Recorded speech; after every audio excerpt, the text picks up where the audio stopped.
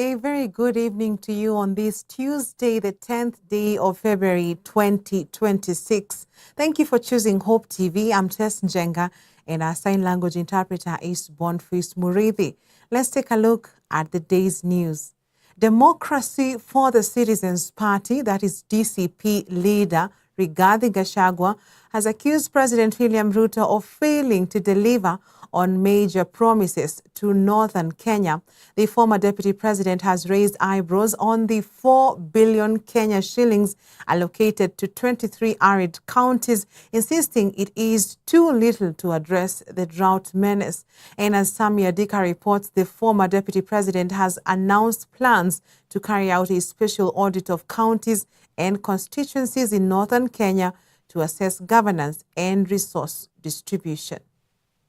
Actually, this is the... As President William Ruto prepares to tour northeastern counties for the launch of Nyota Fund and tout his development agenda this week, his former deputy Rigathi Gachagua has challenged him to come forth and explain to the residents the progress made in realizing his 2022 promises. Speaking at the party's headquarters, Gachagua highlighted several promises made by the president to the residents, claiming none has been realized. He lied that Isiolo, Kulamawe, Modogasha Road will be upgraded to bitumen's standards. Again, it remains a lie. Again, under his leadership, the 9.4 billion Isiolo-Garissa Road, unassociated to all weather roads, remain stalled. Further, the Isiolo town water and sewage infrastructure at a cost of 7.5 billion remains a white elephant. As governors continue to blame members of parliament over extortion while appearing before parliamentary committees, Gachagua has pointed an accusing finger to both factions, claiming the vice has been enabled by President William Ruto. Most of these governors cannot complain of extortion. Why they are being is extorted, especially the ones from northern Kenya. They have stolen all the money meant for the people. So I gather the senators are reasoning that since they have stolen from the people, they need to steal from them. Of course, two wrongs don't make a right. Of course, the Senate and the National Assembly has been a theater of corruption. With over 3 million Kenyans experiencing acute food insecurity, Gachagua has called on President William Ruto to declare northern Kenya drought a national disaster in order to unlock both national and international support needed to protect livelihoods. In light of these realities, William Ruto must declare the drought in northern Kenya a national disaster. Such a declaration will unlock the scale of national and international response required to save lives, protect livelihoods, and restore dignity of the Kenyan people. With former IEBC CEO Marjan Hussein Marjan having stepped down from his position, IEBC has equally been urged to terminate the existing contract with Smartmatic from Venezuela and instead seek an alternative and more reliable digital system. The Venezuelan technology that was illegally extended by the outgoing CEO, Juan Marjan. He did it when there was no commission. It's an illegality, and that contract is illegal. And that contract should be terminated, and IBC should advertise and acquire modern and credible system for conducting our elections. Despite leaders from northern Kenya having dismissed Gachagua's corruption allegations, the DCP leader has pledged to continue pushing for accountability, insisting it is the main cause of underdevelopment in the region. For Newswatch, I'm Sami Adika. Thank you, Sami Adika. Now, Parliament has resumed its sessions this afternoon after a 2-month recess. Among the issues expected to be prioritized in the upcoming few weeks of sessions are the first supplementary estimates for the 2025-2026 fiscal year, the 2026 budget policy, and strategies for managing medium-term debt in line with the Constitution, among other issues. Vincent Kerosi reports on the huge role awaiting the parliamentarians that will also be expected to approve bills that will enable the IEBC to hold the next general elections. To a higher purpose. As the MPs return to Parliament buildings and take to their seats, their in-tray box is full. Over 21 million bags of The priority in the coming weeks is receiving and approving the 2026 budget policy statement to be presented by the National Treasury. To reduce the government say because According to the draft policy, the budget for the 2026-2027 fiscal year is expected to reach a total of 4.18 trillion compared to 3.92 trillion for the fiscal year of 2025-2026, a difference of 2.6 billion. Thank you, Mr. Speaker, sir. The policy states that the government expects to collect up to 3.32 trillion shillings in taxes, while the remaining 866 billion is to be covered by a 586 billion loan from domestic banks and 280 billion shillings from external bank loans. But what is the growth rate? Speaking during a session of the MP's retreat in Naivasha town in January, Principal Secretary of the National Treasury, Dr. Chris Kiptoo, outlined the challenges of funding constraints they are facing as they prepare the 2026-2027 budgetary framework, saying the government must cut expenditure and prioritize projects that are of utmost importance to the public. Bringing in this problem, we wanted to raise additional revenue. You can see the shrinking space. So we have a national tax policy and we have a medium-term revenue strategy. Out of this policy and revenue strategy, we are focusing on simplifying and harmonizing tax laws.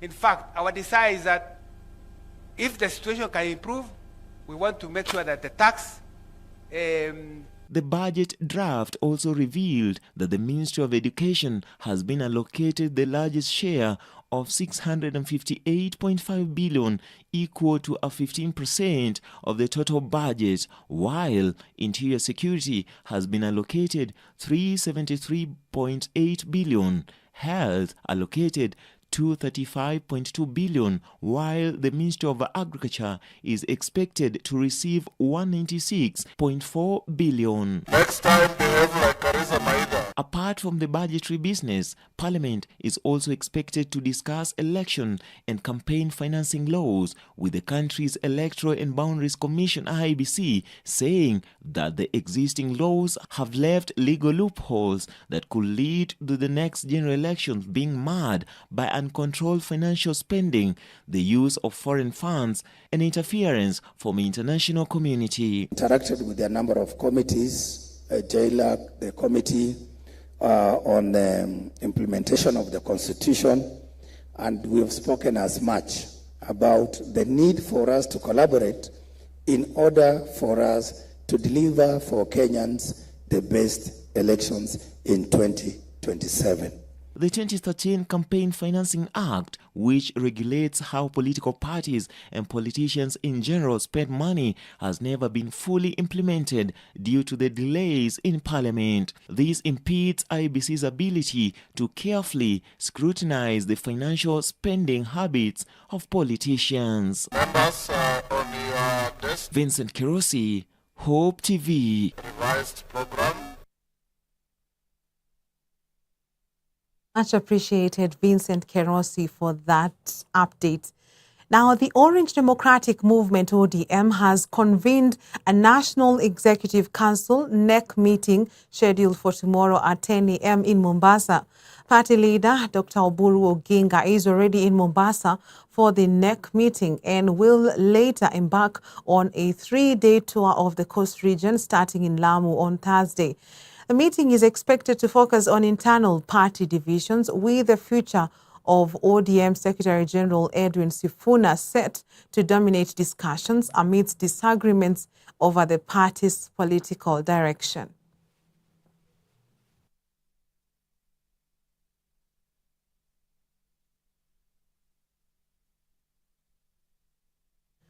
Governors have accused senators of running an extortion scheme during appearances before the Senate's County Public Accounts and Investments Committee, allegedly involving the office of the committee chairperson, Homa Bay Senator Moses Kajwang. Speaking at the end of a 2-day retreat in Kilifi, the governors claimed they are routinely summoned to the chairperson's office before hearings where the alleged bribes are demanded for sessions to proceed. They say failure to comply often leads to hostile and humiliating committee sessions. The governors have vowed not to appear before Senate committees until the matter is addressed, insisting they have overwhelming proof of the allegations. We are saying we want to go there, but we want dignity. We want the Senate to go back to its original form, where it's meant to, we are supposed to have an interaction, not harassment, not humiliation, and not falsehoods and witch hunting. I think that's what we are saying. And I want Kenyans to look at the background of all these governors who are here. Some have been members of parliament, some have served in parastatals, some have served everywhere in Senate, some have, we were voted by very many Kenyans. So to try and demonize us and saying we are refusing to go for accountability is not right. And saying we are coming to swim, of course, to meet, we had to be somewhere. Is there any pre-requirement that I have to go to the office of the chair of the committee first before I attend my meeting? Of course not. We are supposed to meet in the committee room, and the standing order number 209 of the Senate is very clear. 30 minutes after the commencement or the hour of commencement of the meeting, if the quorum is not achieved, then that meeting stands adjourned. We've been told also that the oversight meetings have a constitutional deadline and we're running away from the deadline. No. I've already written to the Speaker. Let him convene the meeting soon as possible to address the issues we have raised. And if our issues are raised, we'll continue to appear. So the ball is in the court of Senate. The government has successfully rescued and repatriated 27 Kenyans who are stranded in Russia after being illegally recruited to fight in the ongoing Russia-Ukraine war. Prime Cabinet Secretary and Foreign Affairs Cabinet Secretary Musalia Mudavadi says the operation was carried out through diplomatic efforts led by Kenya's mission in Moscow after victims were lured by false job promises linked to recruitment networks. Mudavadi has announced plans to visit Moscow to prevent further recruitment and to pursue structured bilateral labor agreements to protect Kenyans working abroad. Hivi karibuni pia nataka nimepanga niwe na ziara ya kwenda Urusi ili tuzungumze jambo hili miongoni mwa mambo mengine. Na lengo letu kwa mfano ni kuhakikisha kwamba tunaanza utaratibu wa kuweka proper bilateral labor agreement. Vile tumeweka na Ujerumani na Austria na mataifa mengine. Ni vizuri pia tuangalie tuweke na Urusi. Ili wale ambao wanaenda tunajua utaratibu ambao unatumika. Na haya yote yatatendeka tu ikiwa tutawasiliana na tushirikiane na serikali ya Urusi. Na ndio kwa sababu naenda kule. Ili tukomeshe huu mtindo wa Kenya kuingia kwa mtego wa kwenda kwa vita.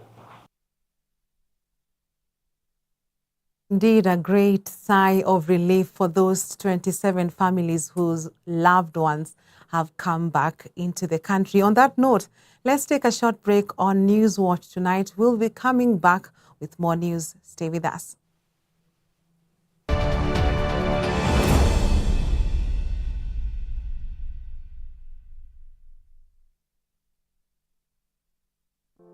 There's a world out there searching for hope, and you can help bring it home.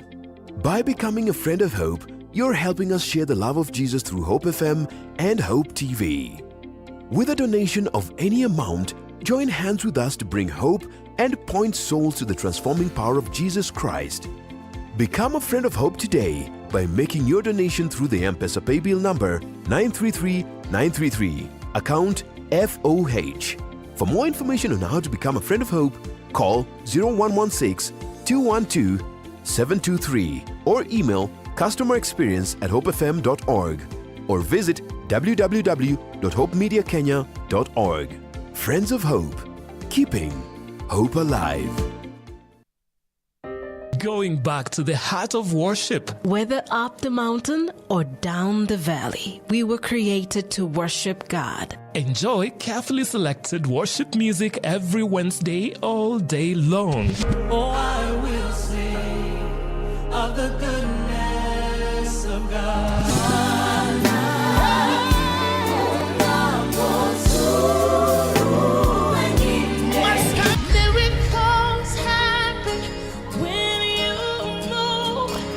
We take it a notch higher with more worship music. Every Wednesday is Worship Wednesday. Only on Hope FM. Listen and live.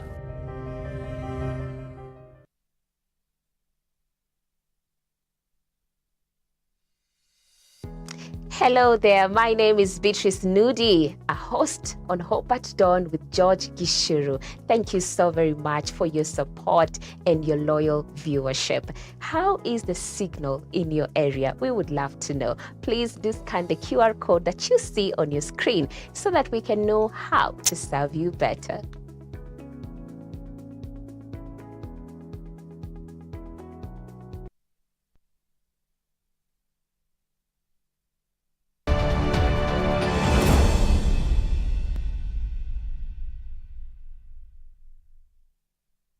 Welcome back. Kimilili Member of Parliament Didmas Barasa has criticized former President Uhuru Kenyatta, accusing him of continuing to engage in active politics and undermining President William Ruto's efforts to build the nation. Speaking at Kapsokwani Market in Mount Elgon constituency, Barasa also dismissed the opposition ahead of the 2027 general election, describing its leaders as lacking clear agendas.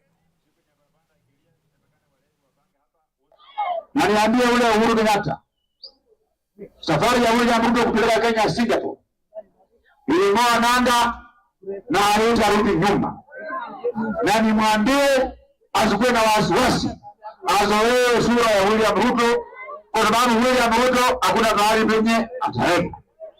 Akimaliza hatamu yake ya kuwa rais wa nchi ya Kenya 2027, tunafanya yeye anakuwa evangelist wa kanisa ya AIC, anaanza kutembea hapa Kenya akihubiri Injili, akipokeza mapepo, akipeleka watu mbinguni.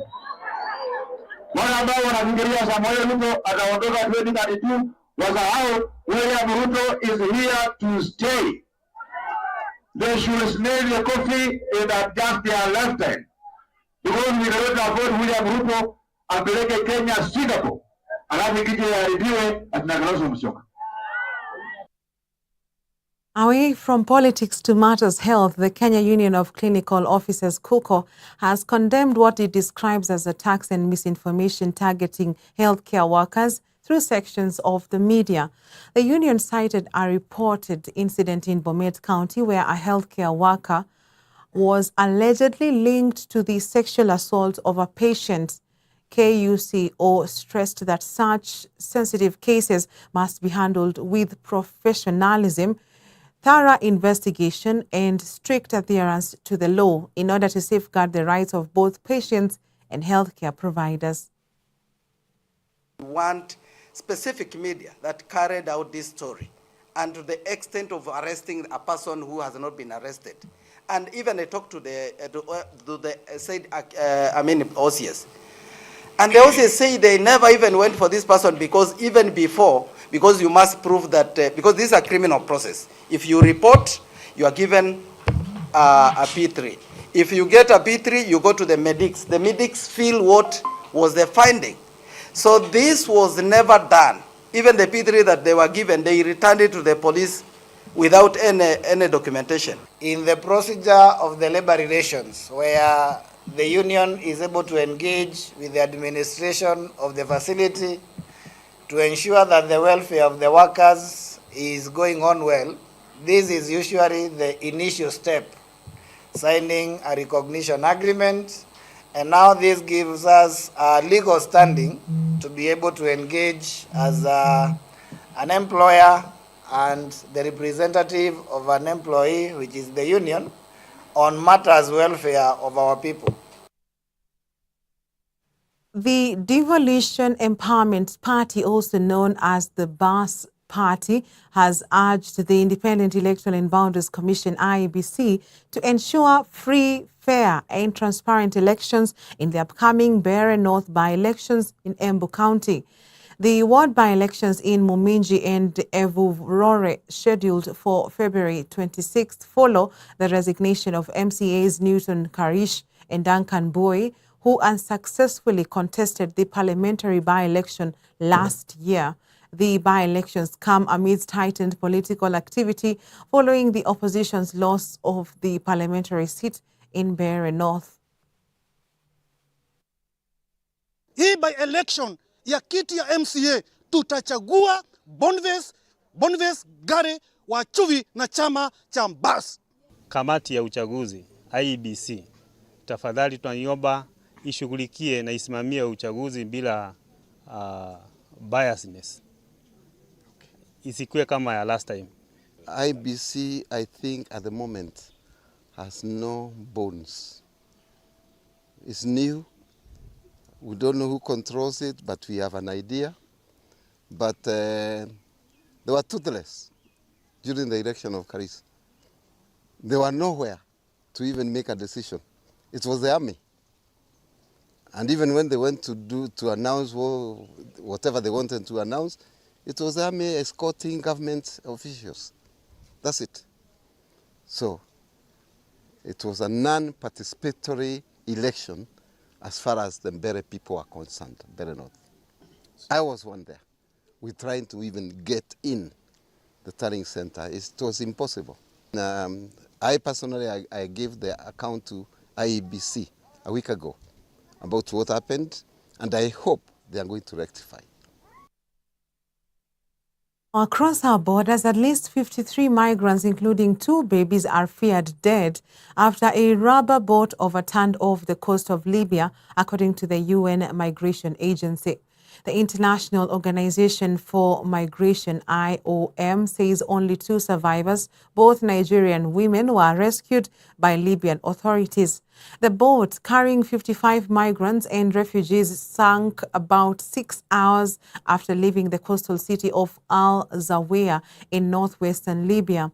One survivor reported losing her husband, while the other said her 2 children had died. Both women are receiving medical care. The IOM says nearly 500 migrants have been reported dead or missing so far this year while attempting the dangerous Mediterranean crossing from Libya.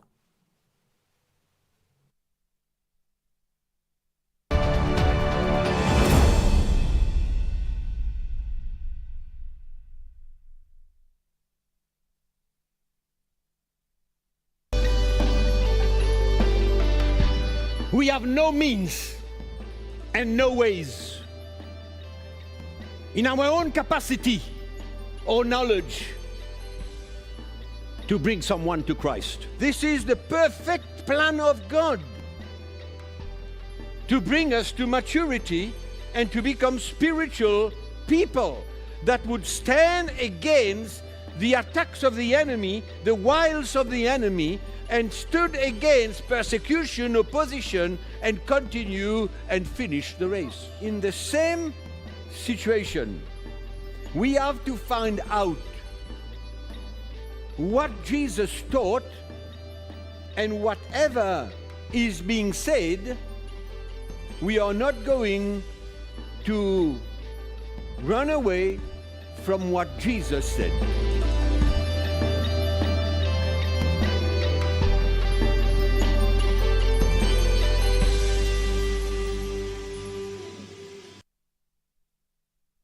Going back to the heart of worship. Whether up the mountain or down the valley, we were created to worship God. Enjoy carefully selected worship music every Wednesday all day long. Oh, I will sing of the goodness of God.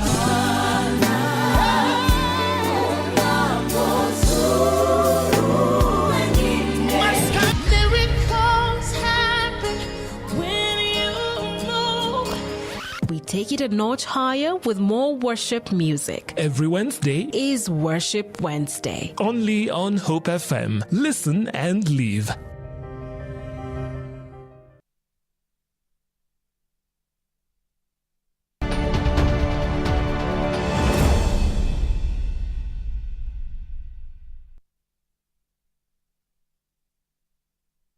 Welcome back in business. President William Ruto has praised the capital markets and Safaricom for making it easier for Kenyans to buy shares using their mobile phones.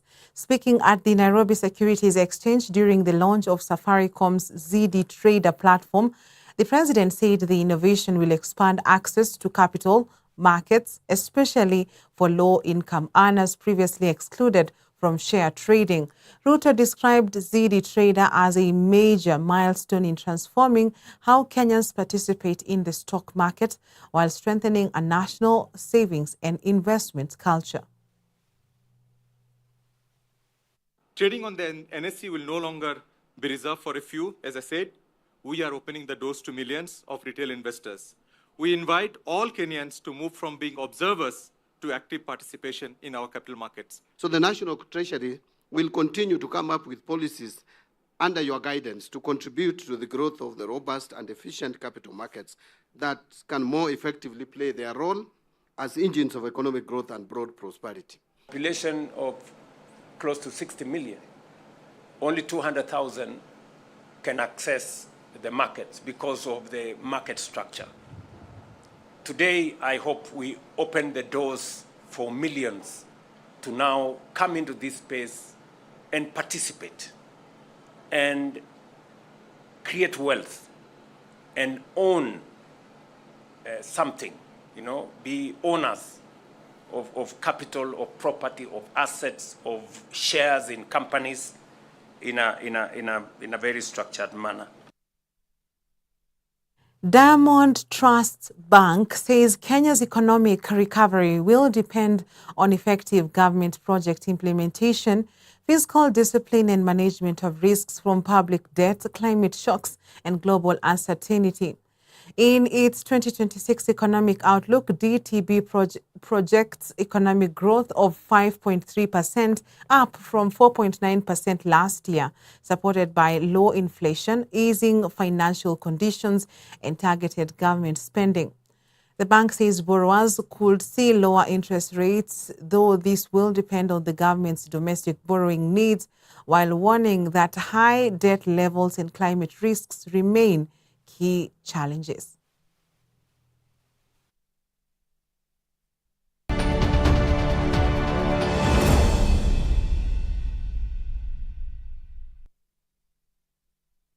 Now, KCB Bank Kenya has committed 227 million shillings towards the 2026 World Rally Championship Safari Rally, marking its 6th consecutive year sponsoring the global motorsport event since its return to Kenya in 2021.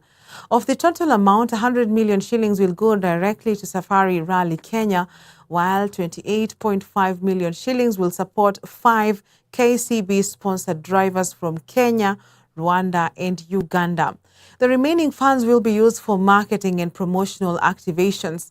This latest contribution brings KCB's total sponsorship of the Safari Rally to 980 million shillings over the past 6 years.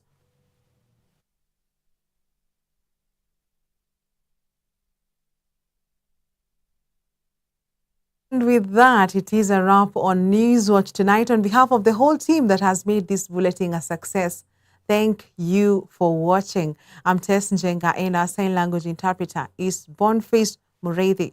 Have a good night.